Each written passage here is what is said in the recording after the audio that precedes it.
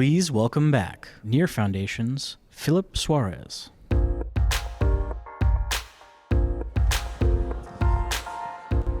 Hello, hello, hello. Welcome back. Please have a seat. If you're taking a seat, take one close to the stage, please. This one's going to be interesting. Next up, we're going to have a panel all about politics. In a world that we live, in the Web3 world, where code is law, what's politics' place? We're going to find out about it. Karim Halabi is going to run a panel from Outlier Ventures with a very interesting guest. Please welcome on stage Karim Halabi and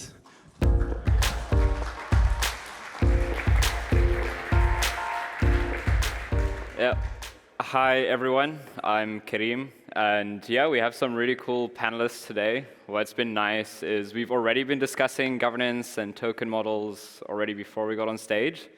So this panel can just be a continuation of things we've already been discussing. So yeah, guys, welcome up. We have Eelco from Adonic, Lisa from Economics Design, and Sid from Electric Capital. Yeah.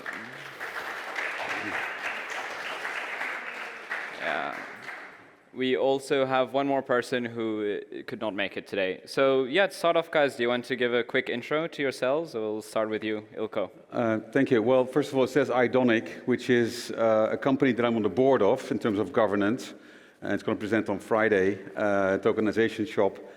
But I'm here for Alpha Governance Partners, which is a partnership, a fiduciary partnership, where we do governance as a profession. So we do protocol design or governance design for protocols, serve on boards, anything around governance in both the investment and blockchain space. Amazing. I'm Lisa, and you probably heard me just now. I'm from Economics Design, and we design economics of systems, including governance. Hey guys, I'm Sid. I'm part of Electric Capital. I joined Electric a year and a half ago, spent a lot of time thinking about governance, tokenomics, DeFi, liquidity provisioning, and I'm excited to be here. Okay, welcome everyone. Nice to meet you all. I suppose a nice place to start this discussion is something more high level. And maybe we can start with sharing our thoughts on how we view the current state of protocol politics. Is it very mature, immature? And what are some high-level thoughts here? And whoever wants to start off, just jump in. All right, I'll start first. So I'm going to come from the perspective where we do a lot of consultancy with early-stage startups, Web3 startups, Web2 moving to Web3, and big Web2 companies going to Web3. And when we talk about governance with these clients, they go, interesting. I get that. But we're not at that phase right now. We talk about decentralization. Everyone's about decentralization, but how do we get there? We do need a level of centralization for now, that we build the economic governance structure in place to decentralize. One challenge over there is a big shift from, as the market structure changes, as the people in the governance community come together to make decisions, as they change, the way we create the governance incentive or governance mechanism will change as well. So how do we get the governance structure or governance incentive to keep up with time? I think that's a big challenge. And in my opinion, in my experience of working with projects, we are not there yet. So I very much like the word politics in this title, because in my mind, governance is about representations of interests. And so if you think about an ecosystem, all these players within an ecosystem have an interest at stake. Even people outside of an ecosystem can have an interest at stake. And so the question then becomes, how are all of these interests being represented in a protocol or in a company or in the ecosystem? And the distribution of those powers and how those powers are being exercised, that is basically the definition of governance. So where governance oftentimes focuses on things like voting and who has a token and who doesn't have a token, that falls short of the real issue that we need to design for, which is how do we represent those interests into, in this case, Web3. And that becomes a bit more complicated, as you say, as we move along from older structures, Web2 structures, into Web3, where we look into a higher level of decentralization and all kinds of communities being powered by tokens. And so it is politics. The power to influence, the power to decide, the power to be consulted, the power to be consulted as informed, that all needs to be represented in the design of governance. And so it is, yeah, we're still early stage. Even though I've been in governance for half of my life and in governance in blockchain since 2017, I will also say that if you don't get your governance right, and we still see many cases where the governance is not right, it's very easy to be accused of being a scam. And nobody actually is interested in doing that. So we are at the early stage, I agree. Yeah, I think there's a major misnomer that as long as the voting happens on chain using something like Snapshot or Tally, you fulfill the demands of decentralized governance. And I think right now we're seeing examples of that failing in reality. And what we really need to think of is who are the ones that deserve voting power? Who are the ones in charge of the protocol? How do you slowly relinquish power from the founding team to the ones that are stakeholders, users within the community? And what are the important things that need to be decided by governance? What is the standard for how conversations happen within the forums, the standard for which proposals get put through, I think are all important questions that, at least we're asking them now and people are talking about it. But like Lisa and Eelco mentioned, we're still very early and hoping to find answers to all of these soon. Okay, really nice. So something you've just mentioned is that a lot of these systems don't necessarily work, even though they're on chain. We talked about how maybe some people aren't ready for tokenized governance systems, and also how tokens themselves are a tool, are a weapon in the arsenal of the governance designer, and they're just one mechanism that helps us design these systems. And I feel often in Web3 we start with the token first, and then try to design the governance around it. Yeah. So what are some things we can learn perhaps from the Web2 world, or how can we approach governance design differently to how we are currently doing so? I think it's for you. Yeah, Eelco. Well, I could start, but it would be a long answer. A couple of things. So first of all, to start with the last piece, what can we learn from other settings? So governance and also distributed governance is a phenomenon which we know from other fields. So I work a lot in the investment space. If you look at fund governance, the governance of investment funds, this is a distributed set of operations, not the same as integrated corporate governance. And so you've got different service providers that all, let's say, provide services to a fund, and that responsibility, especially the knowledge of the fiduciary responsibility, namely working with assets of somebody else, working with money from somebody else or risk from somebody else, is distributed over a network. And so we can learn from how that network, how that investment construct, let me call it like this, how that operates and how it integrates certain principles which are important for governance, things like integrity, market integrity, investor protection, and so on, how we can build this into our protocols when we design for distributed DeFi, for example, or Web3 type of environments. If you look at more a layer 1 type of environment, how governance you can do governance there, it is quite similar to governance of the commons, where we say, okay, if you have clean air as an issue to deal with, and everybody is benefiting from this, or clean oceans and so on, we have this kind of setup around United Nations, any other multilateral organizations, where everybody comes together and comes out with us, with local hubs of governance, comes together and agrees, hopefully, on policy and how to handle that. And that is another type of governance that we can look at, the governance of the commons, and learn from it for, in this case, layer 1. So there is lots to learn from other governance setups. Now, where we oftentimes fall short is that if you look at the regulatory approaches that people take, very often quickly, they fall back on what is already written in law. Now, while this is all interesting, I ask myself sometimes, are we trying to, what are we trying to regulate here?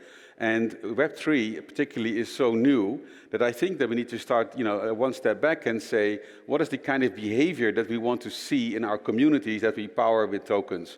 And it is that kind of behavior, and you alluded to it in your previous talk, where we can design incentives for behavior that we want to promote, behavior that we want to, which we don't want to see, and build incentive systems around that.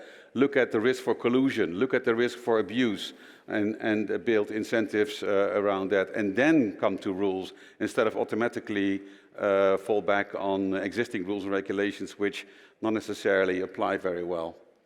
The first part of the question was how we can approach designing governance differently. Yeah, so instead of falling back on just rules, legal rules, I would think that we need to go back and understand what problem are we trying to solve with the protocol, who are the stakeholders in this, what interests are therefore at stake, what are the behaviors that we want to see and not want to see, incentivize for that, have scenario planning, and then come to a token design.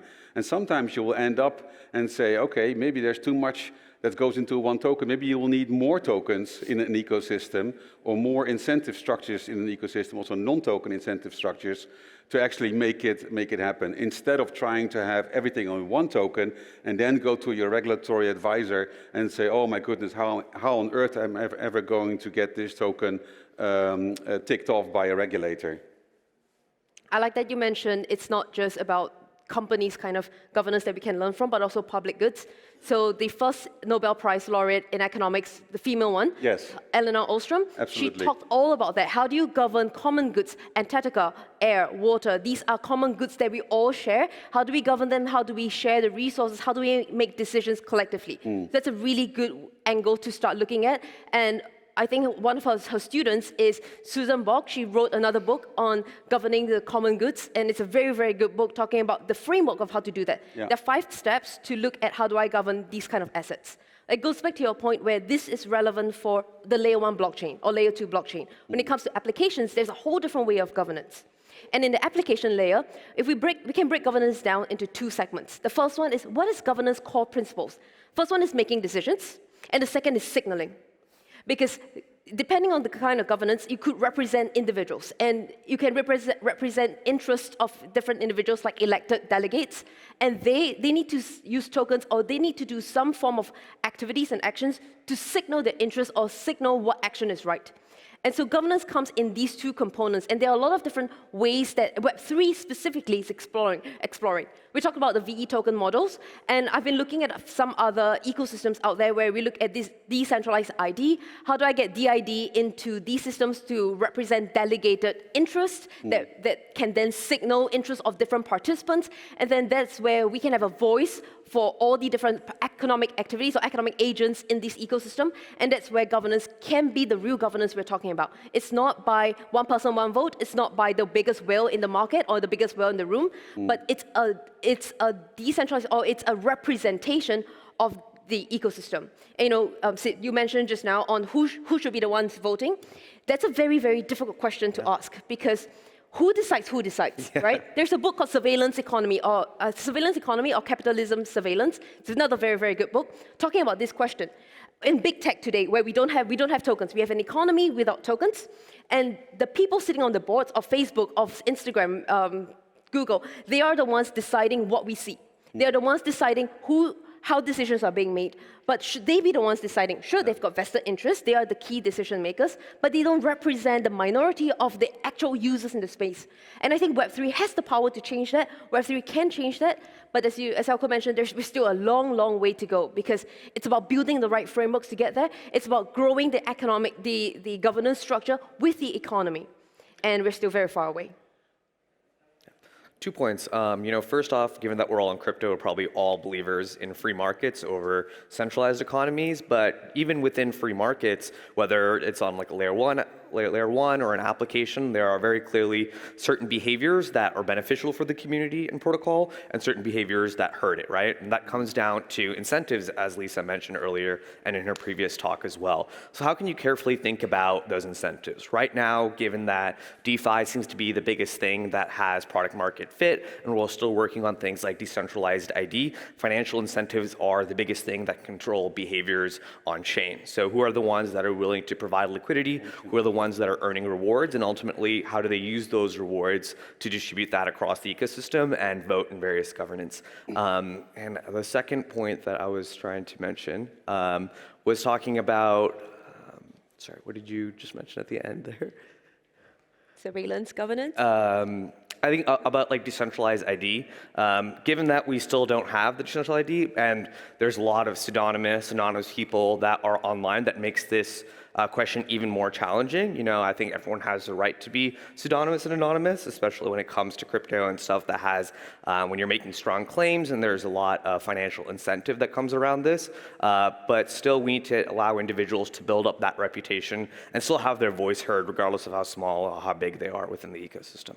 If I may add to that, I mean, before that, you also mentioned the book on surveillance capitalism, it's 800 pages, who gets to decide, how do minorities also get represented? That's why we need to ask ourselves this question, who has an interest at stake, not just who is a stakeholder, which is easily, but who has an interest at stake, who is affected by this, and how are their rights being represented?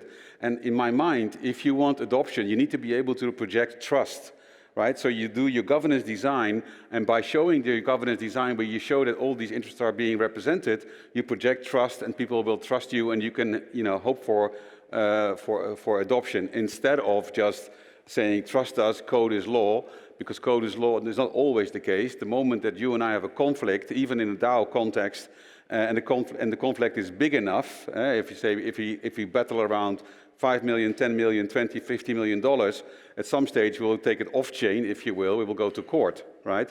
And so you cannot only rely on an on-chain solution, in my mind, for governance. And we need to be able to build it such that it projects trust, and still we have the interface with the off-chain with the off-chain world. Yeah, and another thing I've observed is most projects will, launch a token, and then governance is mostly an afterthought for them, or they'll just slap it on that, oh, it's a governance token, and that's the main utility. And I think people really need to step back and see how those things are actually kind of the same thing. Like if you talk about the incentives within tokenomics, those incentives flow to how people vote and how people behave within the governance structures that exist on chain. It's funny that you mentioned this. Last year, I spoke to a team. They were going to launch a well-known stablecoin, you would know it. And the guy says to me, oh, you do governance, that's great. We'll launch, and then we'll give you a call, we do governance. And I said, my friend, it's the other way around. You first need to think about governance before you launch a stablecoin. And we had at least a long Zoom call after that, but they were too far in the process already, to your point. Yeah. All right, so governance is a combination of both on-chain and off-chain mechanisms. And when it comes to designing these systems then, what is something that Web3 allows us to do that, prior to public blockchains existing, we couldn't really do? So what do we really gain here from Web3 when it comes to governance? You want to start? Yeah, sure. So I think from a higher level, when it comes to Web3 governance, given how open things are, you don't have people talking behind closed doors and deciding the fate of the entire thing. Maybe there's still certain situations where they have the power, but at least they're having these discussions and making these decisions in the open so that people that can at least respond to them and have that discussion in place. And when you go a little bit further down and look towards stuff like proof of stake systems, or when you delegate to them, the ability to actually slash and have them lose their power if they behave in a way that doesn't fit with the ideology of the broader ecosystem is very helpful. And I think these are just kind of the first places where we're seeing this happen. We'll probably talk more about VE later too, is right now these individuals are locked in most of these projects, but some places they allow you to leave your lock earlier. And to do that, you often have to take a huge discount to kind of the governance power and the value of your tokens that you've locked up. And I think these are kind of these cool experiments of how do you actually implement these disincentives on chain, which is equally as important as incentivizing positive behavior. So I'll go back to governance again, where it's 2 points. It's decision-making, or making decisions, executing decisions, and signaling. When it comes to blockchain itself, we can trust the decisions being made. We won't say that, oh, the election is fraudulent because we can't validate the people voting. I think that's a big benefit of blockchain. This is transparency and validity of data, and that's beautiful. And that is the technology itself. The part of signaling is a whole different ballgame. We talk about VE. There's token curated registry that was really popular in 2019. There are a lot of different kind of lists that you could vote. There are a lot of different ways to start signaling your interest. Because we're talking about the future of politics and future of protocol governance as well, one thing that I would like to start throwing out there, which is how can we leverage generative AI to help us to make these decisions? So here's the context. Everything we're talking about right now is all quantitative governance. We vote yes or no. We vote 1 or 2. We vote 1 to 5. Whereas live is all qualitative. It's about your opinions, it's about your focus groups, it's about your thoughts, it's about all these little nuances that you can't distill to numbers. So how can we get AI, just in general, to start aggregating everyone's collective opinions? Because you see so much of that in governance forums. I really like governance forums because everyone has a say. You list down, you document it, it's public, everyone can read. How can we leverage this information, this rich data, of qualitative data, of people's opinions, thoughts, and thought processes coming in and get that as part of governance? Can we start getting, because life is not black and white, life is not one or two. Can we use all these data, we aggregate them, and show a degree of how many people agree and how many people disagree, and then what is the spectrum of the community's opinion or sentiment towards this specific protocol or these specific governance proposals that we want to move forward. And that can help us with much richer conversation. Because maybe all the way at the end are the minorities that their voices are not heard, but at least that is being seen in the spectrum that everyone is discussing. And from there, we can start collating and grouping things up in categories that can help us to get better ways of signaling that then translates to the second part of governance, which is decision making. I think these two goes hand in hand, and blockchain technology is a technology to help us to get there, but it's not the be-all and all, that's the only technology we need to use. So while in Web3 especially, of course, you see communities getting active by themselves, as you just alluded to, I think this analysis of behavior that I mentioned before can also show us scenarios where we can already predict collusion. And so I think we need to also be mindful that the moment that we let communities run with things that companies have programmed, programs have put out there, that we need to sort of watch out that the fiduciary responsibility for tokens that being moved around, or collusion or any other negative scenario is already based on the governance in the protocol, sort of, I said that you can't do this based on what you have programmed there as well. So I think it enables a lot more, and people can take, ecosystems can take new directions, but at the same time, there is a duty to watch out that these communities are not being taken over by colluding parties to move it in a bad direction, let's say, or abuse it in a certain way. And so it is, it is wonderful and promising, but it can also be risky. And if you're one of those parties involved in such a community and you see it taken in the direction that goes against you, then again you feel basically scammed. I think bribery is going to be a big thing. There's both pros and cons in the blockchain space, because when everything the signaling is very obvious. You know who is voting in this direction, and you know who are the key decision makers. It's a lot cheaper to bribe in that sense. And blockchain can be both pros and cons. It's just a tool, and tool is neutral. You can use tools for good and tools for bad.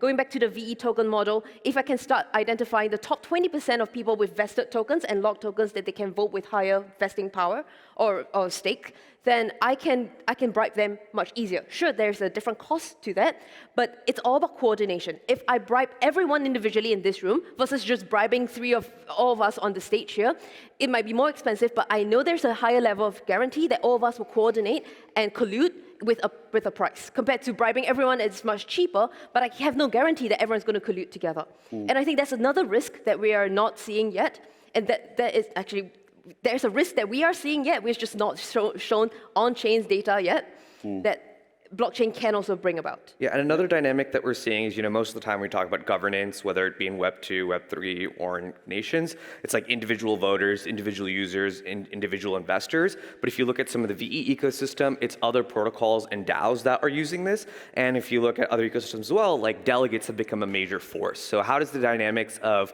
who's the one that you're delegating to, who are the major protocols or institutions that own these assets, and how do kind of their incentives play out within the governance structures as well, is something that'll be like very interesting to see. And there are online dashboards, right? Yeah. And applications that we can use for that. Yeah, it's very interesting in VE how governance itself is hyper-financialized, right? Which is not always good, as we mentioned. So we're running out of time here. Perhaps very quick final notes. Any thoughts on how you see the evolution of protocol politics?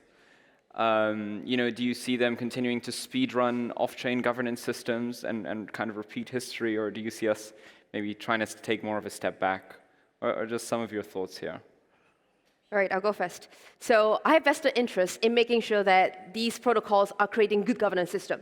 My barriers that I'm facing is that these protocols that I'm working with, they're like, as Sid mentioned, yeah, we'll think about governance later. We need to coordinate and centralize the decisions, and we talk about governance a little bit later. We'll promise everyone governance tokens, and we'll promise everyone some governance functionalities, but we're not there yet.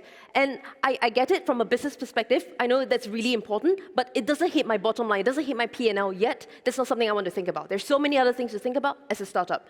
So how do we find that fine balance is still something that I'm working on and still figuring out how do I balance between that. But I'm excited to see things change. I'm hopeful for the future. Yeah, not to sound pessimistic, but at the end of the day, whether it's on-chain, it's still kind of people that are making these decisions. And our psychology and like the way that people interact isn't going to change just because of the infrastructure that it plays out in. But I do think that because it is open and because there are clear consequences to how people make decisions, we're going to continuously experiment and be able to move forward and make progress. Yeah. I think also it's a bit of an uphill battle. It's much better than 5, 6, 7 years ago, but it is still an uphill battle. It comes too late. The governance design needs to be, much earlier in the process, so to avoid certain problems later on. And I'm in that sense optimistic because there's increasing awareness, there's increasing conversation around it. So it's uphill, but I'm optimistic. All right, I think we're all optimistic, and that brings us to time. Actually, guys, so thank you all for a really fascinating panel, and give it up, please, for the panelists. Thank you. Thanks. Nice discussion.